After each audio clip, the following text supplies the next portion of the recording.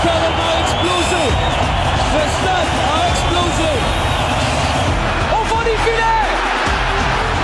Dans le haut de la boîte à pain.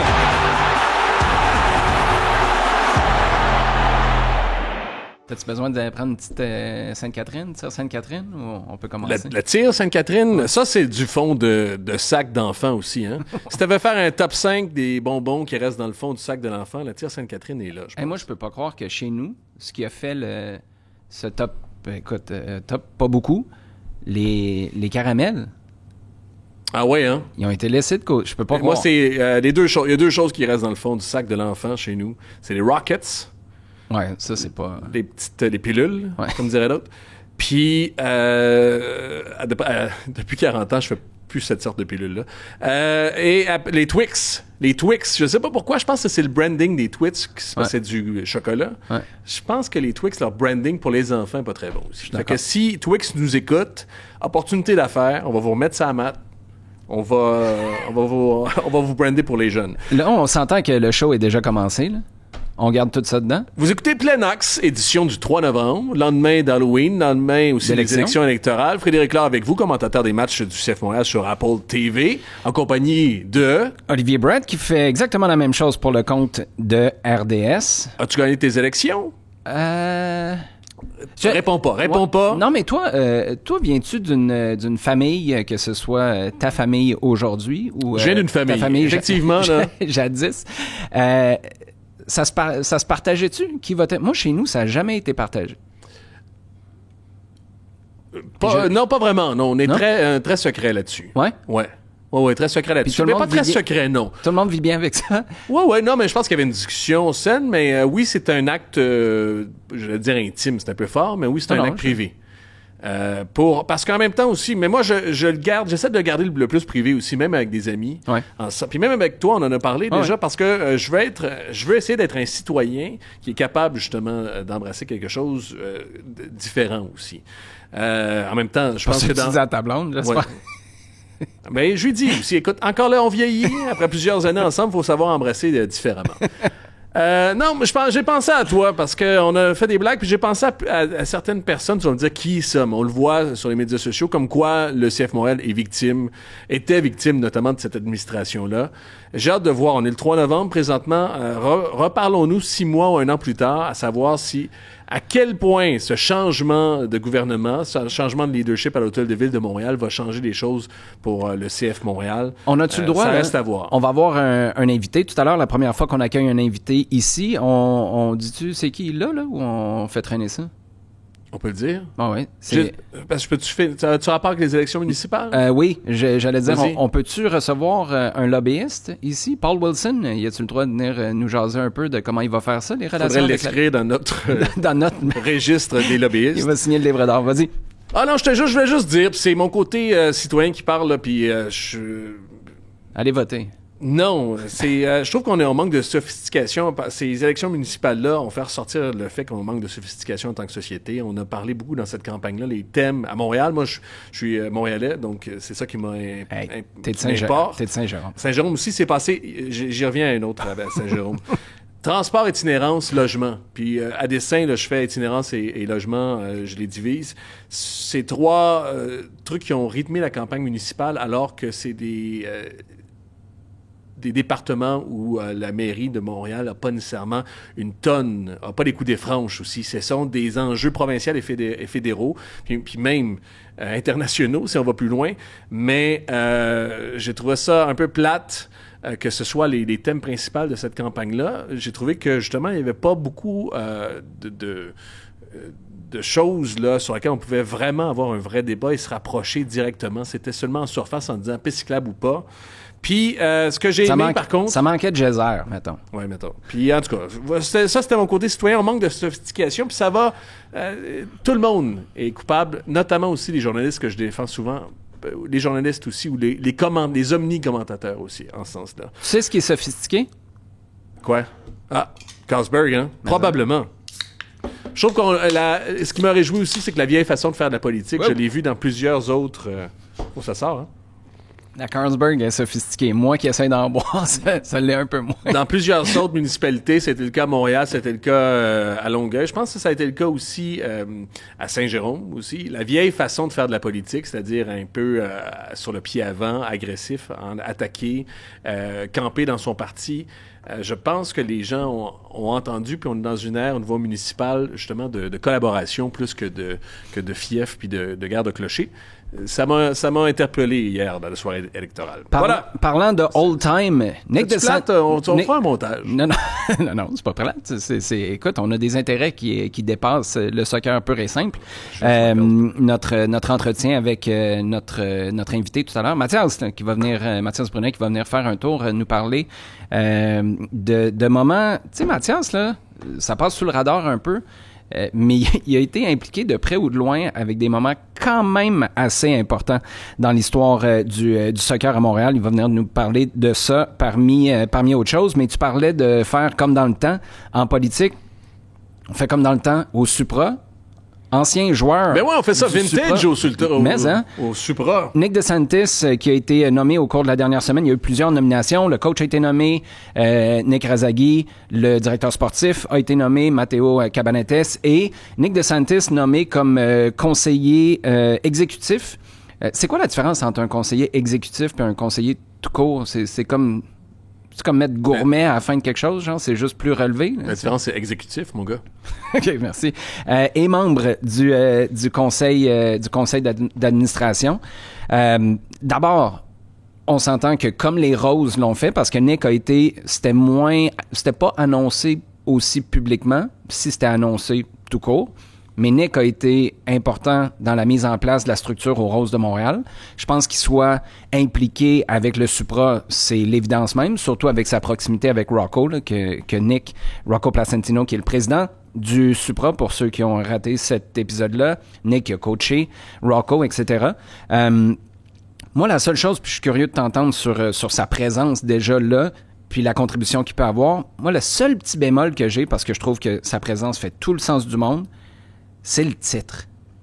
Puis je sais pas si c'est le fait que... C'est toi qui es vintage avec ce commentaire-là, parce qu'on l'a déjà entendu avec le bleu-blanc-noir. Le titre de Nick DeSantis, ça a fait couler beaucoup de pixels. C'est ça mon point. Puis là, je veux juste être clair, là, c'est pas, à ma connaissance, c'est pas Nick DeSantis qui choisissait son propre titre à l'Impact de Montréal dans le temps. Je lui ai même demandé à un moment donné, ça a changé tellement souvent, c'était des noms à coucher dehors, le vice-président des affaires internationales et je sais pas trop quoi. Puis il y a même des moments où lui savait pas exactement quel était son titre, parce que dans le day-to-day, là, au quotidien, il savait ce qu'il faisait, mais comment c'était présenté dans l'organigramme, un organigramme qui était flou, ça, c'était pas mal moins facile à saisir de l'extérieur. C'est ma seule interrogation. La place que tu lui donnes versus la genre de demi-mesure de la nature d'un conseiller. T'sais, es-tu là? Est-ce que c'est toi qui décides? Est-ce que tu fais que conseiller? Je sais pas. J'ai très, très hâte de voir comment on va articuler tout ça. Mais le fait que Nick fasse partie de ce projet-là, je pense que c'est une logique qui est tout à fait... oui, c'est positif parce que c'est un atout, assurément, Nick DeSantis. C'est pas pour rien qu'il a conseillé les Roses aussi. Il y a un réseau. Il y a du flair aussi, puis moi j'ai toujours dit, malgré ce que je peux lui reprocher, il y a du flair en soccer, il sait détecter des talents. Je pense que Nick DeSantis est à la bonne place et ça aurait été presque criminel de pas l'avoir dans cette aventure-là. Maintenant, je veux pas cracher dans la soupe, mais de l'extérieur, parce que je suis pas engagé, puis t'as été plus engagé que moi dans cette naissance-là, du Supra, dans la Canadian Premier League, la Ligue canadienne de soccer. Si on compare... Pas activement, là. Juste pour être clair, j'ai eu des bribes puis j'ai participé au lancement, là. Ça te permet de saisir un peu de dynamique, là, mais j'ai pas d'infos privilégiées à ce niveau-là. J'ai eu des discussions plus. J'ai eu aucun rapport avec eux. Oui, c'est vrai. Je suis vraiment de l'extérieur. Je veux juste dire que je viens de là. Et je veux pas faire le petit Joe connaissant. Mais de l'extérieur, dans la façon de procéder, si justement on compare avec les Roses, dans la séquence... des annonces. Ah non, ça, c'est pas pareil. Puis dans la façon d'entrevoir la gouvernance, encore de l'extérieur. Tu viens de parler de Nick DeSantis, qui est, à ce que je comprends, puis là, c'est peut-être nous qui comprenions, que je comprends mal, mais c'est un conseiller qui se rapporte au président Rocco Placentino, Dans son travail au quotidien. mais qui fait partie du conseil d'administration. Là, la seule chose que j'ai pas vu passer, Donc, c'est... le conseil d'administration, qui est techniquement, si on parle de gouvernance, qui décide... le boss de Rocco Placentino. Ouais, mais des fois, c'est pas tout le monde qui a un droit de vote sur... Non, c'est vrai. Mais en vrai, bonne pratique de gouvernance, techniquement, le CA est le boss du président. Mais tu sais, Techniquement. ta comparaison avec les Roses, là, puis là, je vais pas parler pour toi, là, mais je pense que t'abondes dans le même sens. C'est pas un jugement de valeur sur ça devrait-tu être comme un ou ça devrait-tu être comme l'autre. Mais c'est juste des ADN vraiment différentes. Mais ça a l'air plus méthodique avec les roses. Ben, c'est plus systématique. Oui, puis c'est peut-être c'est de la sémantique là en ce moment, mais tu as eu l'annonce des deux propriétaires, Jean-François Crevier, Isabelle Chevalier. Après ça, si je me trompe pas, tu as eu une annonce conjointe de la présidente, Annie Larouche, et la directrice sportive, Marinette Pichon. Ensuite, tu as le coach qui est arrivé. Là, tu as eu l'annonce en même temps du président, Rocco Placentino, et du brand. Tout ça est arrivé. Puis les horizons de temps sont pas du tout les mêmes. Les Roses avaient beaucoup plus de temps. Donc, je comprends là, qu'on soit plus dans l'urgence ou précipité du côté du Supra. Mais j'ai eu l'occasion, moi, quand au début de la saison des Roses, de parler avec Annie Larouche. Moi, j'ai été jeté à terre du fait qu'elle a dû passer des tests psychométriques, c'est comme ça qu'on les appelle là, dans le processus d'embauche. Là. Et ça semblait vraiment... Tu l'as dit, c'est méthodique, systématique, comme si tu embauchais un PDG d'une grosse compagnie. L'ADN du Supra, ça semble beaucoup plus familial. Ça a du très, très bon. Je veux pas dire que les Roses ont rien de familial, là, mais ça peut avoir du très, très bon, mais il faut aussi que tu fasses attention aux dérives. Puis là, l'avantage que tu as, c'était le Supra, c'est les dérives qu'il y a eu à l'Impact de Montréal où les choses sont devenues floues, puis il y a eu un détachement, je pense, du public, des supporters, du marché, peut-être des médias aussi, quand on comprenait pas vraiment comment la machine fonctionnait, s'articulait. Pour moi, ça va être ça, le grand défi, parce que ta comparaison entre les deux là, est vraiment bonne. C'est deux bébites qui vont jouer dans le même stade, mais qui ont l'air construites complètement différemment. Deux façons de faire. Puis à voir, là, ça sera quand l'utiliseront, on verra si ça fonctionne bien ou ça fonctionne croche, mais il y a une différence entre les deux présentement de l'extérieur. Ça m'a fait penser, c'est drôle que tu te dises tout ça parce qu'il y a une nouvelle, moi, qui m'a fait penser à exactement réfléchir dans la même veine que ça. Chez le Supra? Non, en MLS. L'embauche de Corey Ray par Saint-Louis. Comme consultant? Non, il n'est pas consultant, directeur sportif. Je sais. Parce que c'est ça, quand tu parles du flou administratif, puis c'est ce qui se conçoit bien, se dit bien, puis les mots pour le dire viennent aisément. Je pense que ça peut être ça. Attends une minute. J'ai presque dit au complet. Ben oui. Puis là, je suis pas sûr que c'est ça. Au nombre de fois que t'as pris ce swing-là. Mais je le faisais. Je le laissais flou à dessin. Je trouve ça très drôle. Très, très drôle. Tu voulais le garder pour plein axe. J'aime ça. Corey Ray à Montréal, on nous avait dit qu'il faisait partie d'une structure. C'est Gabriel Gervais qui avait dit ça. On avait construit une structure pour que plus jamais le départ d'un directeur sportif soit la clé de voûte d'un système qui allait s'effondrer en quelque sorte. On dit, ça y est, il y a quelqu'un qui peut partir dans l'organigramme maintenant. On voulait de la redondance. Ça va pas être tout croche, ça va pas s'effondrer, puis ça va pas prendre 6 mois pour qu'on se remette sur les rails aussi. Il va y avoir une structure. Force est de constater que c'était un peu pas vrai. Ben, c'était peut-être vrai à ce moment-là. On aurait peut-être pu dire que c'était un moment de transition. Ouais, mais parce que Corey Ray a jamais été vraiment en charge de cette équipe-là. Il aurait voulu. Moi, je pense qu'il voulait. C'était justement les échos moi que j'avais, c'est qu'il avait l'ambition d'être un directeur sportif, technique. Oui. T'allais jamais l'être à Montréal, de par la présence de Lucas Saputo. Ça semble avoir été clair aussi assez vite. Tu dis, à ce moment-là, ça fait combien de temps que Lucas Saputo, quand Olivier Renard part, est-ce qu'on sait combien de temps ça prend avant qu'on... En mai, juin? Oui. Moi, je suis pas sûr. Je serais très... Ce serait une méchante bonne question à poser à Lucas. Parce qu'ils font la bonne affaire. Ils vont chercher quelqu'un pour avoir une transition, s'assurer aussi de garder le bateau à flot dans ses décisions MLS. Quelqu'un qui connaît les rouages, qui permet aussi d'injecter un peu de connaissances, puis de partager des connaissances avec Lucas Saputo, Simone Saputo et Gabriel Gervais aussi, qui connaissaient pas les mécanismes de la MLS. Et on pourrait rajouter là-dessus Daniel Podi aussi, qui a pris la place de Vassili Kremantzidis à ce moment-là. Il fallait aller chercher des connaissances. Savais-tu, à ce moment-là, penses-tu qu'à l'interne, c'était évident que Lucas... Moi, je suis pas sûr. Je suis pas sûr que le club était rendu C'était évident que Lucas Saputo était le prochain. Il avait 26 ans.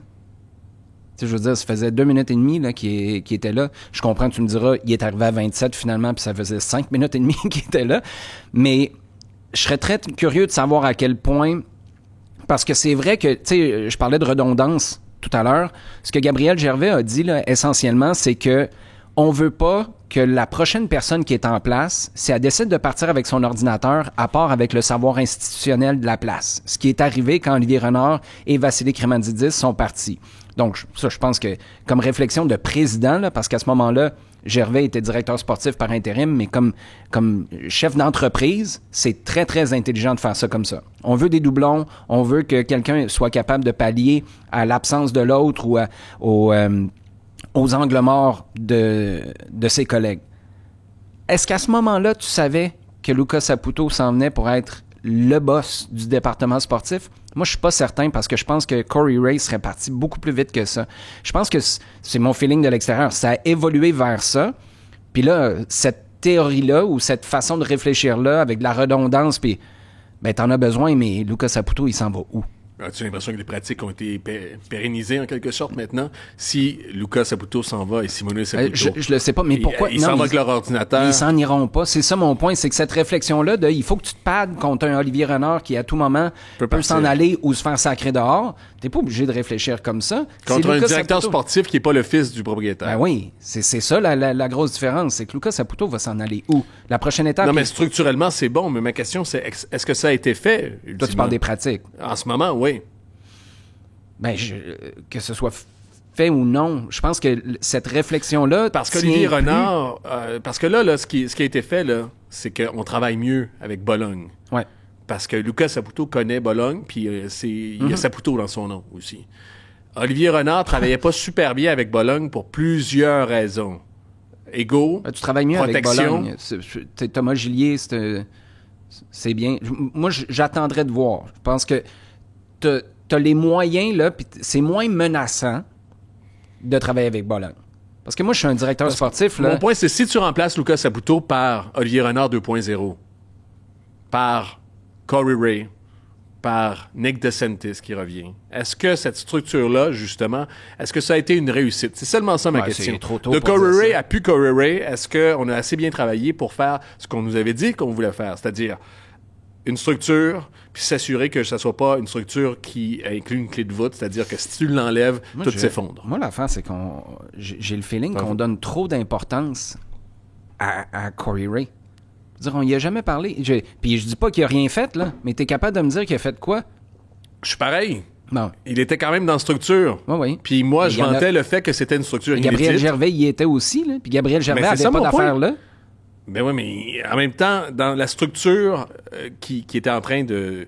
qui s'est contorsionnée pour faire, Gabriel Gervais avait sa place dans le sportif en étant une autre voix, puis en étant quelqu'un qui pouvait être objectif, puis participer à la réflexion. C'est ça qu'on nous vendait. Ouais, mais c'est parce qu'on parle, là, encore là, attention, on va partir sur 2 autres tracks, puis ils vont dire, papa, maman, je chicane encore. Non, je chicane pas. Je te dis, moi, c'était une bonne ou une mauvaise affaire. On nous a dit qu'on nous a fait une structure avec Gabriel Gervais, Corey Ray, puis les frères Saputo, puis le recruteur. Non, mais là, ça devient une question de mots. On est revenu à la base. La collégialité, pour moi, c'est pas une structure. Je suis désolé, je reviens toujours à la même chose. Un chameau, c'est un cheval dessiné par un comité. Tu mets trop de monde ensemble, ça va finir par sortir tout croche. C'est pour ça que moi, j'ai pas de problème en ce moment à ce que ce soit Luca Saputo qui dit... C'est lui le boss, là. Tu sais, qu'on dise pas, là, c'est la voix de tout le monde. Luca Saputo, s'il décide quelque chose à un moment donné, ça devient son call. C'est la raison pour laquelle, moi, je suis pas le plus grand fan du titre de conseiller de Nick DeSantis au Supra, parce que le conseiller, c'est celui qui call une shot. Mais dans les faits, Nick, vas-tu en caler? Non, mais on est d'accord, mais on va-tu... Est-ce que cette séquence-là, on est passé à travers une séquence traumatisante, changement dans la structure, puis Gabriel Gervais voulait rendre ça pérenne. Est-ce qu'on a rendu ça pérenne ou on a juste donné ça tu donnes trop au fils du boss? A posteriori, tu donnes trop, je pense, d'importance aux mots qui ont été choisis par Gabriel Gervais dans une tempête qu'il n'a jamais vu venir, où il savait pas... Encore, c'est moi qui présume, là, où il savait pas où ça allait vraiment finir cette histoire-là. Fait que là, il y a des réflexes de gars qui a de l'expérience dans les chaînes d'approvisionnement, dans la business, comme consultant chez Deloitte avant. Puis là, il dit, tu peux pas être aussi vulnérable que ça. Mais le savoir, ça peut être c'est con, là, mais ça peut être un cahier de charge. Puis à partir du moment où Luca Saputo s'en va ou décide de donner ça à Simone parce que lui, il devient directeur sportif. Mais encore là, je te dis, ça, si tu me dis qu'il y a un cahier de charge, je vais me dire... Ouais, mais si tu me dis qu'il y a un cahier de charge... On a avancé. On a avancé. C'est ça. Mais y en a-tu un? Puis l'impression que ça donne de l'extérieur... C'est qu'il n'y en a pas? Je sais... Non, mais on va le voir. Ça va être un bon test cette année dans l'entre-saison, avec tout ce qui arrive, avec tous les défis. On a parlé au dernier podcast de Coccaro, il est où le joueur désigné, sont où les TAM qui s'en viennent aussi, à quelle position, mais ça, c'est le temps est-ce que ça va structurer? C'est le temps qui va nous dire ça. Mais est-ce qu'on a perdu cette année-là? Parce qu'au départ, Corey Ray était là, puis Gabriel Gervais était là-dedans, puis moi je disais c'est une structure qui est intéressante, qui est inédite, on innove. Puis finalement, on n'a pas innové, on a juste patché en attendant. Oui. Mais pendant qu'on patchait, on a-tu fait un cahier de charge, on a-tu fait quelque chose pour rendre une structure un peu plus pérenne? C'est parce que ça dépasse mon pay grade, là. C'est à Gabriel Gervais ou Luca Saputo qu'il faut poser ces questions-là. Puis moi, je préfère, sachant que là, tu as fini par placer Luca Saputo dans ce poste-là, je préfère qu'on ait fait ça comme ça, qu'on soit que un scénario où on serait allé chercher un directeur sportif qui s'en vient ici pendant 2 ans, qui essaie de travailler avant de se rendre compte de ce que Corey Ray s'est rendu compte, là, avant de s'en aller puis dire, moi, je serai jamais directeur sportif ici, j'aurai jamais autant de pouvoir que je voudrais en avoir pour mettre mon empreinte sur ce club-là. Je dégage. Là, tu aurais perdu 2 ans si tu étais allé chercher. Si tu avais laissé Corey Ray, par exemple, tu avais dit, tiens, je te donne les clés de la maison. Ils les auraient jamais eu, là. Parce que tu te serais rendu compte au bout de 6 mois que finalement, c'est vers Luca Saputo qu'on veut s'en aller. On garde ça dans la famille, on lui donne de l'expérience, puis on lui donne plus de responsabilités. Tu me dis, on a acheté 6 mois.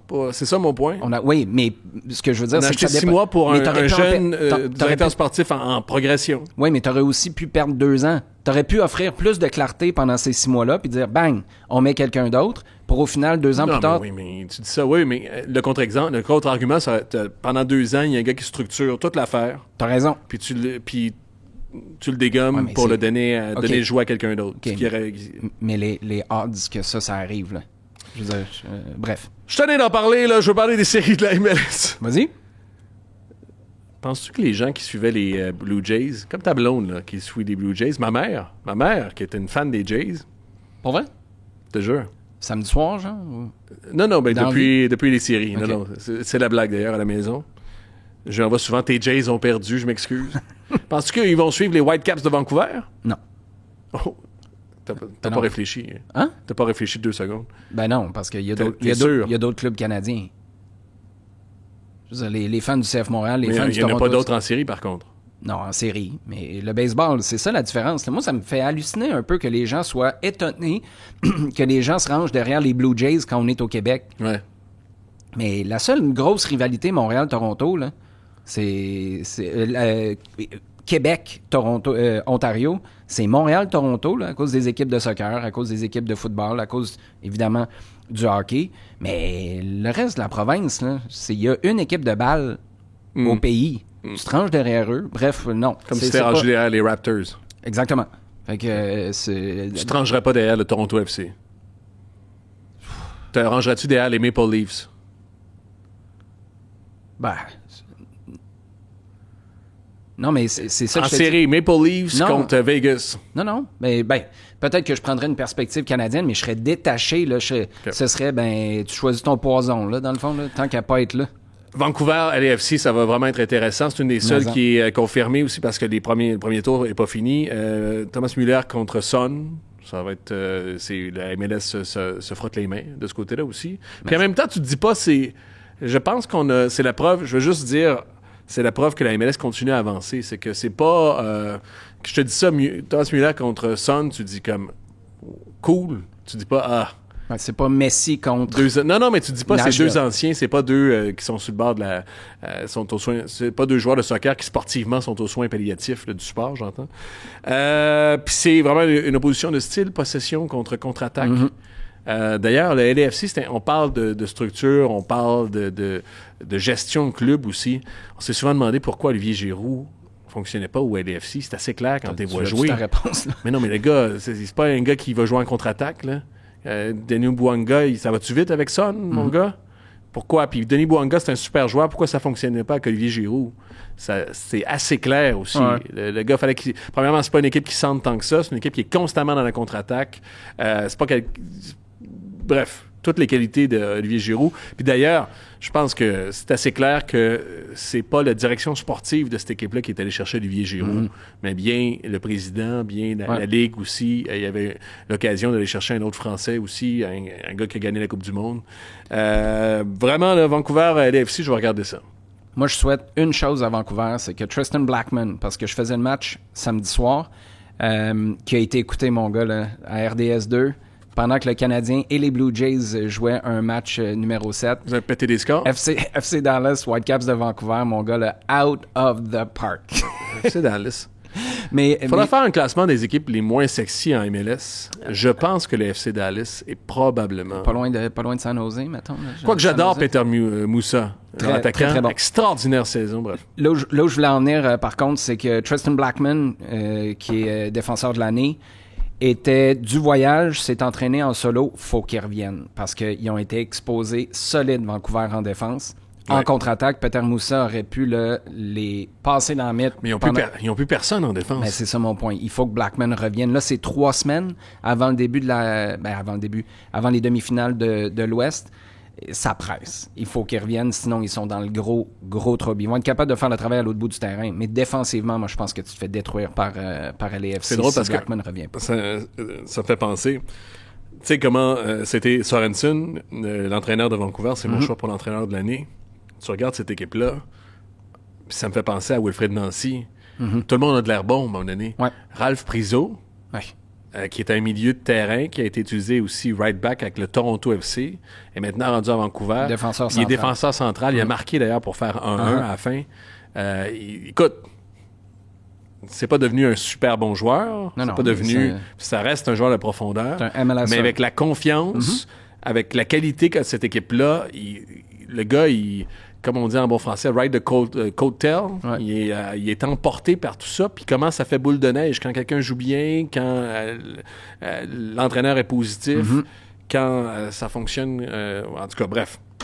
C'est Ralph Priso, c'était l'exemple. Je me suis dit, ce gars-là allait nulle part. Puis il offre des minutes de qualité. Il patch des trous à Vancouver là, à ce moment-ci. Vraiment intéressant. Avant d'accueillir Mathias, dernière question de séries éliminatoires pour toi.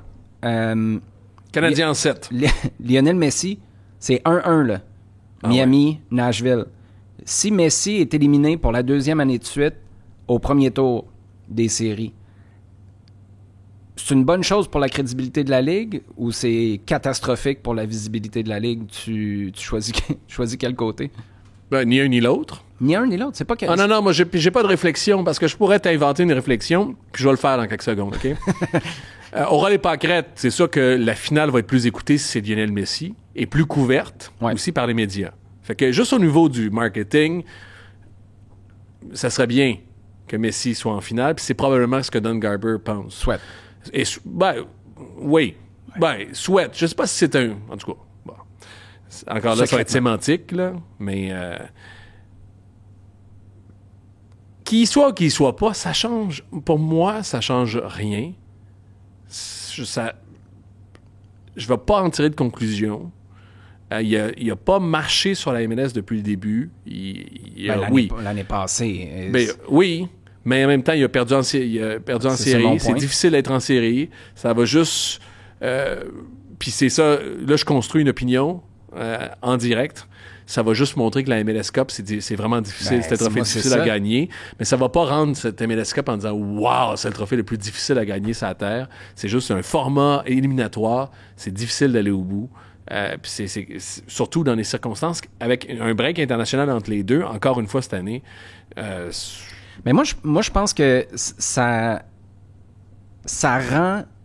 Si Messi se fait éliminer au premier tour encore, puis je le répète, là, c'est le premier tour. La raison pour laquelle c'est important, c'est que c'est un 2-3. T'es passé à côté. T'as eu 3 cracks pour battre une équipe, puis t'as pas été capable de le faire 2 fois, ne serait-ce qu'au tir au but.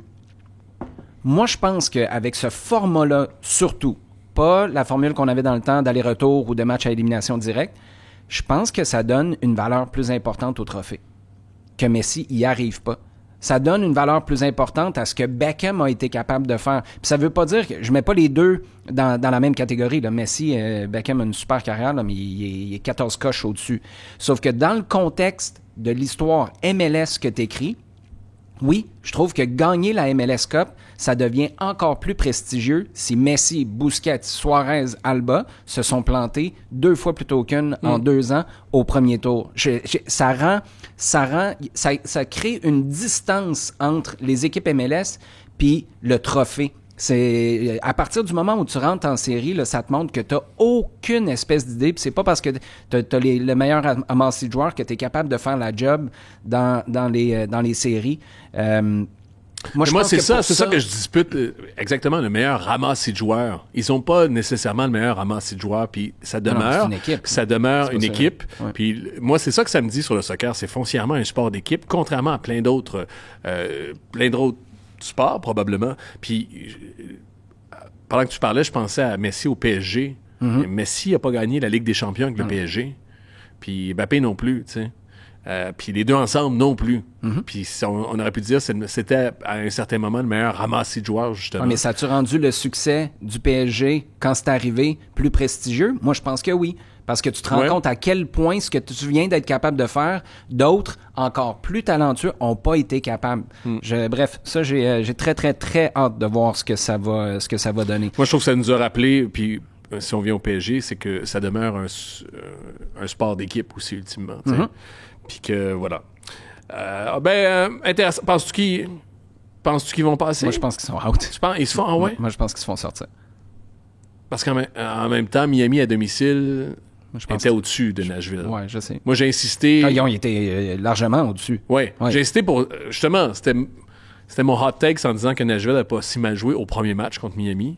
T'étais pas sûr, je pense. Non, mais Miami était vraiment meilleur. Oui, en avant, il n'y avait rien. Surridge n'a pas été bon, Hani Mukhtar n'a pas été bon. Mais là, je te dis, là, on va aller virer sur Broadway. Nashville sort Miami. C'est pas propre, Broadway. Bon. Même pour moi, mon gars. Tu me sors-tu ta meilleure anecdote de Broadway? D'enterrement de vie de fille ou on passe à notre invité? On était habillés en... Non, attends, j'ai juste le courrier du genou avant.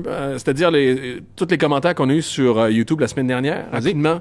Il y a Babouin 82. Fred, j'ai déjà embauché Magislin. Je confirme, il est top. Oh! Fait que c'est chien 2 podcasts en 2, Magislin, mon gars. C'est chien pour Yann. Pour les fêtes d'enfants. Yann le magicien. Lui, on a 2 options. C'est numéro 2. En termes de recrutement de magiciens pour fêtes d'enfants, je pense qu'on est équipé ici. Grâce à nous aussi, nos téléspectateurs le sont aussi. Il y a Justin Ferland. Ça, je trouve qu'on n'a pas assez exploré cette idée-là, mais je trouvais que c'était un bon hot take de podcast. Vous avez réussi à me hype pour un retour de Coccaro à Montréal. Mathias is back. T'imagines, mon gars? Hey. C'est drôle, hein? Moi, j'ai lancé ça, c'est parce que aussi, j'ai tellement trouvé... Je cherche l'adjectif ridicule avec le CF Montréal. Même à un moment donné, tu sais que Laurent Courtois, tu connais ma relation avec Laurent Courtois qui était problématique. À un moment donné, je lui ai dit, là, Laurent, ça se peut que tu sois pas clair des fois, là.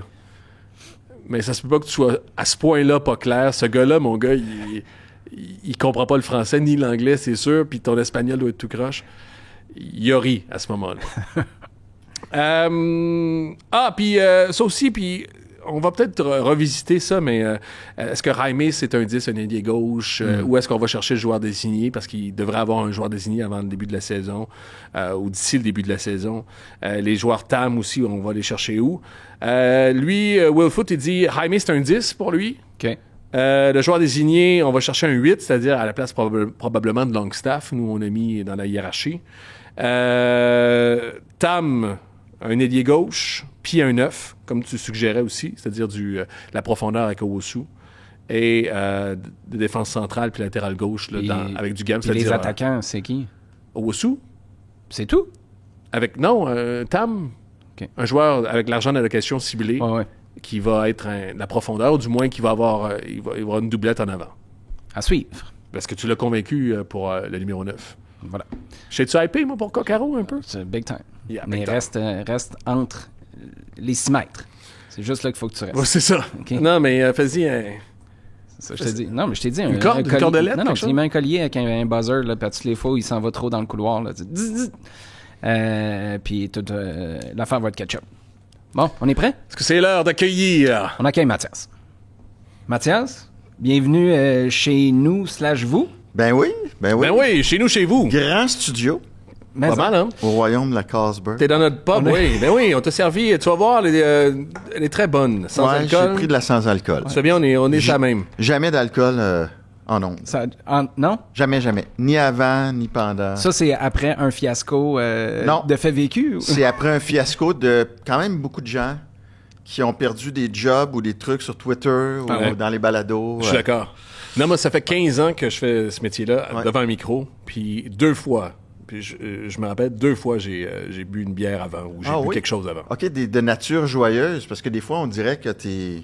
Oui, oui. Chaud, quand tu commences à te signer avec t'es Olivier, chaud. t'es comme... Non, mais j'ai d'autres. J'ai d'autres. La Carlsberg est bonne. J'ai d'autres problèmes de consommation. Ah, mais je parle d'alcool. OK. Jamais. En même temps, je faisais... En tout cas. Parce que j'animais dans les bars avant. Ah. Là, c'était plus OK. plus olé Mais, aussi. mais ce que Fred il voulait dire C'est des surtout, c'est vapeurs. que sur X, son application, il faut qu'il souffle dans son téléphone. Ça débloque la... Avant même de lire. Honnêtement, on rit, là, mais il faudrait quasiment voir ça. T'es super occupé en ce moment. En fait, j'assume que t'es super occupé en ce moment. Mathias et le serpent. Ouais. T'as un nouveau podcast ici, un deuxième, Mathias rencontre aussi, des Exactement. longues rencontres aussi. Ouais. Tu prends 1 heure environ pour t'asseoir avec quelqu'un. 35-40 minutes. 35-40 minutes, OK. D'ailleurs, j'ai reçu Moreau, c'était tellement fun. Nice. Ah ouais? Puis je l'ai dit, je suis groupie de Moreau. Depuis quand? Depuis, Parce que tu l'as croisé dans des contextes assez différents. Ben parce que, puis tu sais, je sais pas si vous allez vouloir l'aborder, mais mon plus vieux était avec l'Académie de l'Impact le lundi, mercredi, vendredi. Mhm. Mon plus jeune s'entraînait le mardi, jeudi. Moreau, son plus vieux, lundi, mercredi. Fait qu'on se voyait 5, plus les Tout le matchs, temps. on se voyait 6 jours par semaine. Pendant qu'il était assistant, puis ensuite devenu head coach. Fait que À ce moment-là, t'es-tu assez confortable pour juste « Hey, salut Mauro, comment ça va? » ça Ou- m'a pris 6 mois. Ah ouais? 6 mois, oui? Moi, j'étais gêné. Puis lui, je savais pas qui il était vraiment. Puis finalement, c'est quelqu'un de tellement simple. Mais il doit rester... Mauro me donne, puis je suis curieux de Ouais. savoir, physiquement, là, il me donne l'impression que si son gars se fait coacher, surtout avec le statut qu'il y a au club, puis qu'il y avait à ce moment-là, Ouais. qu'il serait du genre à être derrière un arbre quasiment pour pas que tu Ah, le vois. oui, là. oui. Philippe Lafroy, même chose. Ah ouais? Ben oui. C'est parce que Charles-Émile a joué avec Enzo. Lafroy. D'abord avec les Griffons à Outremont, 2 ans. Ensuite, à l'Académie. Puis Philippe, écoute, jamais... Ben, l'Académie, c'est un contexte différent, mais à Outremont, là, il se cachait en arrière d'un arbre. Ah ouais. Mais attends, Mathias, es-tu gêné? Parce que t'as fait du beat, t'as rencontré, puis... Je suis un gars gêné dans la vie. Ouais? Puis Moreau, c'est Moreau. Je sais pas, c'est Moreau. Ouais. Je vais être moins gêné que le monde de hockey, peut-être parce que c'est dans mon milieu, puis tout ça. Que là, le foot, j'entrais là, moi, tu sais, à tâtons. Mhm. Puis il parlait à tout le monde qui allait le voir, mais je voulais pas non plus lâcher aller. Fait que ça m'a pris, Ouais, plusieurs 6 mois. mois, c'est un bon buffer. Ben, après, je me suis rattrapé, là. Tu sais, dans la saga de Rockba, là, il me répondait pas, mais je le textais. Puis, il s'en vient-tu? Puis- Fait que, puis on se texte encore régulièrement. Ben, c'est plus moi qui le texte que lui, là, mais bon. Je voulais plugger ça aussi parce que tu as lancé un livre dernièrement que Oui. j'ai lu finalement bon. de bout en bout. Merci d'être venu au lancement. 16e, c'était un On a plaisir du d'être fun, là. hein? C'était un Ben oui. plaisir. Histoire de repêchage, mais je te dois ça. En même temps, je te l'ai rappelé à ça, mais tu as été mon chroniqueur au début de ma carrière. Puis ça, pour de vrai, puis ça parle, je pense, de toi. Ouais. Ça parle de ton côté, j'allais dire, généreux, mais ça va au-delà de tout ça. Simple, amoureux du sport aussi. Oui. T'as décidé, tu comprenais qu'on était des geeks de sport, puis ça te tentait de parler, t'avais du temps, puis tu nous l'as Ouais. offert gracieusement. Je sais que tu t'en rappelais pas, mais Écoute, pour toujours, ça c'est fou, ça hein? t'a cristallisé la personne que t'étais. Je me pour moi, dans ma rappelle, tête. ben, c'est bien fin. Puis je me rappelle pas pantoute, mais tu sais, ça peut te... C'était marquant. Non, mais ça peut te rassurer. Ouais. Je me suis retrouvé dans un party de Noël avec Danny Laferrière qui m'avait dit « Hey, tu m'as demandé... On était devant Radio-Canada, tu m'as demandé si je pouvais être dans ton livre Parole d'homme, puis je m'en rappelais pas. » Fait que Je me rappelais pas de Danny Laferrière. J'ai des pans dans ma vie. Mais non, mais là. Danny Laferrière puis moi, on est Avec aussi... même affaire. Ouais. Il y a des pans de ma vie, là, c'est malade, que je sais pas si ça va me rattraper, que ça va être pire avec j'ai un début d'Alzheimer, mais...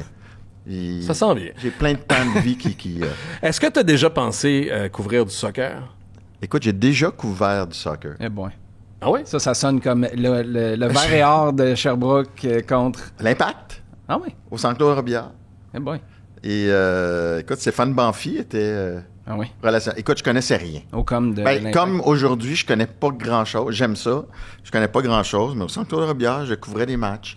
Patrick Leduc était là, Rudy Deliscat, et c'était Nick DeSantis, évidemment. Excusez-moi, le coup sur la table. C'est début 2000, ça? Début des années 2000? Ça doit être ça. Écoute, j'allais là comme un chien dans un jeu de quilles, là, puis je décrivais le match comme tel. C'est un peu l'affectation à la presse au départ quand tu commençais, parce que moi, je me rappelle, c'est qui a commencé à la presse? En tout cas, Radio-Canada, c'était ça. Jean-François Chaumont, qui est maintenant à NHL.com, était là. Jean-François Tremblay, qui est à la presse, a commencé aussi. Puis c'était un souci des directeurs à ce moment-là de communication. Ils disaient, moi, quand j'ai commencé comme journaliste, t'es-tu là pour ta gueule ou t'es là pour nous aussi? Il y avait des batchs à avoir. Ouais, j'étais allé de façon épisodique quand ils étaient mal pris, tu sais, pour boucher un trou. Mais non, il y avait une belle ambiance à Claude Robillard. Qu'est-ce qui est marquant? Là, on est ailleurs, là. On aura peut-être l'occasion de revenir à quelque chose de plus 2025, mais à cette époque-là, qu'est-ce qui est choquant, mettons, culturellement, entre ta réalité de couvrir du hockey, qui est ton pain, ton beurre, puis la réalité de débarquer au Centre Claude Robillard pour couvrir l'Impact? Choquant? Ben, y a-tu des manières de faire, des manières d'être? Tu parlais du vocabulaire, là, ça, je présume que ça, c'est un défi en soi? Ben, oui, non. Tu sais, dans le fond, quand tu es journaliste, là, tu rapportes différents. Écoute, j'ai travaillé dans le domaine des personnes handicapées pendant 1 an avant d'arriver à temps plein à la presse. Là. Fait que c'est comme différent, puis tu t'entres pas dans un... J'ai couvert Augusta une année, là. Je connaissais rien au golf. Là. Je pense que le seul golfeur que je connaissais, c'était Tiger Woods. Alors, ben là, j'aime le golf, mais je connais pas plus le golf. Fait que tu vas là, puis tu essaies honnêtement, de pas avoir l'air trop fou. Parce que tu sais que sur Malpris, il n'y a personne d'autre pour... C'est pas ma spécialité. Même couvrir le CF aujourd'hui, c'est pas ma... Je tripe sur le foot à cause de mes gars, mais je connais pas ça tant. Moi, j'ai l'impression qu'il y a des... Tu sais quoi, moi, j'ai grandi, je dis souvent que je suis un immigrant du soccer aussi. Parce que j'ai grandi au Québec des années 80. Ouais. La place du soccer était pas... Puis moi, je lisais la presse, le cahier des sports de la presse. Ouais. Je lisais pas, puis j'allais le chercher aussi dans la porte d'en avant. Tout ça pour dire que le soccer a vraiment m'a apporté une autre vision du hockey, en fait. Aussi. Ça se ressemble. Oui? Oui. Parce que il y a des choses qui se font en soccer, il y a des façons de penser en soccer qui pourraient, puis qui tranquillement s'appliquent de plus en plus, parce qu'on est de plus en plus sophistiqués. Mais avant, des savoirs se partageaient pas aussi. Oui. Mais mes analyses sont pas si mal, je trouve. Puis tu sais, mon gars, Charles-Émile, il connaît ça 1000 fois plus que moi. Puis il me demande mon avis sur les matchs. Puis clairement, je dois pas être si pire que ça parce que ça... Il me leur demande. Tu vois, moi, je fais le chemin inverse. Parce que ça ressemble. Oui, mais je fais le chemin inverse, moi. Ouais. Parce qu'en ce moment, j'aime ça parce que on a souvent dit, à un moment donné, tu sais... pour que le CF Montréal soit à son maximum de son plein potentiel, il va y avoir des gens lambda, des gens qui n'ont pas peur d'y aller de commentaires, puis de faire un 110% d'eux-mêmes, dire hey, lui il est poche, lui il est bon, puis ils n'ont peut-être pas raison. Mais en même temps, j'aime ça, moi, d'entendre les gens qui arrivent dans le soccer, qui viennent écouter, qui embarquent dans le bandwagon, puis qui viennent écouter la game du CF Montréal, fait hey, il est du poche, lui. Il y a un sentiment, il y a un truc assez pur aussi dans la façon de voir, puis d'arriver dans un sport, puis de devenir un partisan full pin à 100%. Puis je trouve que ça rend le sport, puis ça rend la conversation autour du sport plus riche. Donc, je devine que c'est pour ça que je suis ici, là, un outsider qui arrive, qui connaît pas trop ça. ça. Ouais, c'est comme c'est pas notre dîner de con, mais on dit un peu de... Mais là, écoute, il y a 3 choix. Là. On est lundi après-midi, Écoute, on n'est pas mercredi soir. Il y a t'es 3 correct. choix, puis il y a 2 spécialistes de soccer. On cherchera pas longtemps. Puis si tu vas aller à la toilette, c'est deuxième gauche. Mais ça, ce sera à toi de décider quelle porte tu choisis. Tu voulais parler de formation, toi, avant qu'on s'en Ouais, aille ben à- avant, écoute, c'est parce que j'écoute aussi Mathias et le Serpent. Oui. Puis au lancement aussi, je pense que je pense que Simon avait l'impression que je le bouliais un peu. Parce que j'ai foncé sur lui parce Ah que oui? vous avez dit quelque chose. Moi, je trouve que justement, la formation au soccer m'a éveillé sur la formation au hockey, ou du Ouais. moins. Puis on pourrait dire même la post-formation. Mon hot take, là, c'est que la Ligue américaine de hockey, c'est un peu de la chenoute. C'est-à-dire qu'il y a une efficacité par rapport à la Ligue américaine de hockey en ce moment Oui. qui gagnerait à être revisitée.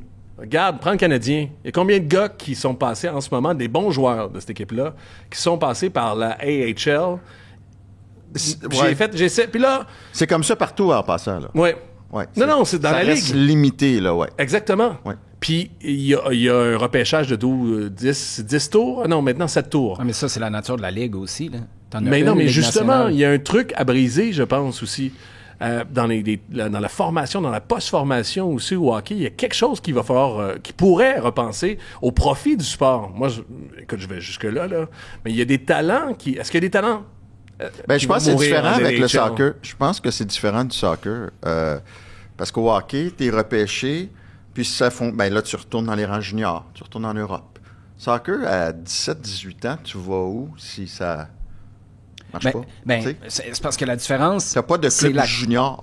Ben, t'as des équipes réserves, mais c'est parce que... Oui, t'as mais je parlais de Montréal, du contexte de Montréal. Ouais, Enfin, mais toi, je sais pas si ta réflexion s'appliquait juste à Montréal ou au sport dans son ensemble. On mais- se parle dans son ensemble. mais la Je parce prends que- l'exemple des Canadiens, mais prends les Panthers, puis prends Vegas, les 3 derniers gagnants de la Coupe Stanley. Ouais. Il n'y a pas grand gars qui sont passés par la AHL qui ont fait la différence. Non, les meilleurs, ils vont directement dans la Ligue nationale. Puis ça se trouve aussi puis au soccer, c'est pas la panacée, c'est pas top là, puis on l'a vu avec le CF Montréal, mais en général, si tu joues avec l'équipe réserve, tu sais comment tu joues, il y a un style, c'est l'idéal, c'est de penser à un style puis tu montes dans le grand club puis t'as pas à trouver des nouvelles façons de faire. C'est la même façon de jouer, mais ça va plus vite probablement. Ouais. Je regardais encore avec les Panthers, puis dans l'ensemble de la Ligue, les gars qui sont passés dans la AHL, qui ont fait assez bien, c'est de la valeur d'échange. Toute cette valeur-là qui pourrait être créée en disant « Crime, nous autres, nos ailiers droits, là, c'est tous des gars rapides qui sont capables d'aller sur le bord des bancs. » J'extrapole, là. On fait pas ça au hockey. Puis il y a quelque chose à briser, il y a quelque chose à repenser parce que je pense qu'il y a une efficacité dans ce marché-là. Les seuls qui l'ont fait, à un moment donné, Détroit l'a fait, Ouais. puis Tampa Bay. Ouais, mais c'était une autre époque, Peut-être. avant le plafond. Écoute, je devine la réponse de Snake, puis j'ai pas mal la même. Ouais. Regarde, le soccer, je connais pas assez le contexte, mais au hockey, la Ligue américaine, ça sert à former des gardiens, Ouais. des défenseurs peut-être un peu plus marginaux, parfois, qui vont se révéler sur le tard, et très, très peu d'attaquants. Tu sais, tu regardes à Montréal, Hudson, Ligue nationale. Demidov, Ligue nationale. Slavkovski, Ligue nationale. Suzuki, Ligue nationale. Caulfield, 15 matchs dans la Ligue américaine? À peine. Ouais. Fait que, Ouais. Non, c'est ça. J'ai Ouais. fait le top 6 du Canadien, puis même si tu mets Dak là-dedans, Hudson, Goulet. ouais, Jamais passé. c'est ça. Ça sert pas à... Mais ça, Ça sert un peu, C'est mais- parce qu'il n'y a pas de réflexion, de formation. Tu sais, tu utilises les mêmes mots, puis je comprends parce qu'on essaie de comparer, mais tu formes pas au hockey, là. Tu joues, puis t'es repêché. Tu joues, puis t'es repêché. Puis tu continues à monter de grade. Au soccer, c'est pas vrai que... Tu sais, puis moi, j'étais là quand on a commencé... On a fait l'arborescence du site web de l'Académie de l'Impact de Montréal, là, quand j'étais là, justement, avec Philippe Lafroy, Alexis Pinard, qu'on salue aussi. D'ailleurs, son nom, Claude, y est-tu passé, lui? Oui. Il est passé. Il est Bon, passé. Salutations à Claude. Je suis ici en partie à cause de Claude, qui était VP Marketing à l'Impact dans le temps, puis qui m'a offert une job ou fait une passe à la palette pour TVA Sport. Là où je voulais en venir, c'est que c'est pas avec ton équipe réserve que tout d'un coup, tu apprends comment ça joue en haut. C'est quand tu rentres à 8, 10, 12 ans, puis là, tu passes comme Mathieu Choinière une décennie avant d'arriver en équipe première. Puis là, tu as ton ADN de ce que c'est représenter ce club-là, jouer comme ce club-là, ce que tes dirigeants cherchent si ça bouge moins, alors que passer par... Moi, si tu me disais que tout le monde a le droit à X nombre de joueurs que tu gardes du jour 1, quand ils commencent dans le MAG, mettons, puis ils peuvent monter jusqu'en haut avec toi. Le repêchage devrait se faire pendant MAG ou pendant Atom. Ça n'existe plus, MAG. Non, mais tu comprends ce que je veux dire, là.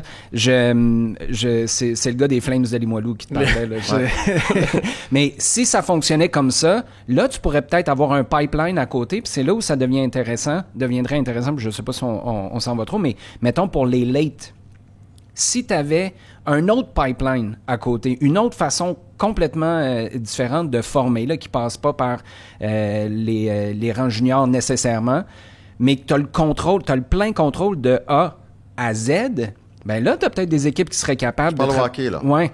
Ouais, mais avec le repêchage, tu sais, tu peux... Mais tu serais pas capable d'aller chercher, mettons que tu as un pourcentage là, de joueurs, puis ça donne une free pass sur ton cap salarial, ou tu serais pas capable d'aller chercher ou de former du monde différemment? Genre, ce système-là va toujours... Écoute, ils ont déjà de la misère. On parle du développement du hockey maintenant au Québec, là. Ils ont de la misère à bouger un micro-règlement. Tu sais, il y a tellement de chasse gardée, là. Ouais. Là, tu t'embarques dans quelque chose. Là. Prenons notre Carlsberg. Puis, tu sais ce qu'on va faire à la place? Ouais. On va s'en aller parler de road trip, ça ne dérange pas. Mais on va garder ça pour l'extra. Parce que là, moi, j'ai eu le privilège d'avoir quelques échanges de textos avec toi. Puis à un moment donné, les échanges de textos ont duré plus longtemps que tu étais supposé être dans un char. Puis je trouvais que ce road trip-là était long. Finalement, il l'a été pas à peu près. Très, très hâte que tu nous racontes ça dans l'extra.